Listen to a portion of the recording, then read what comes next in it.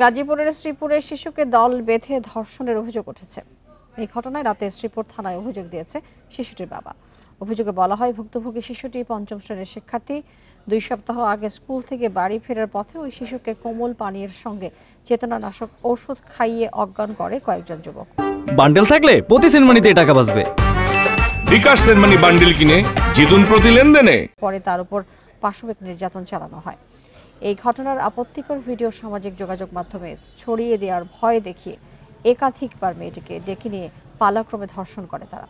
কয়েকদিন আগে স্বজনদের বিষয়টি জানালে থানায় অভিযোগ দেয় তার বাবা। এতে আসামি করা হয় শফিকুল ইসলাম, জসিমউদ্দিন, বাবুল মিয়া এবং সাব্বির আহমেদকে। শ্রীপুর থানার ওসি জানান, ঘটনাটি তদন্ত করে দ্রুত ব্যবস্থা নেওয়া হবে।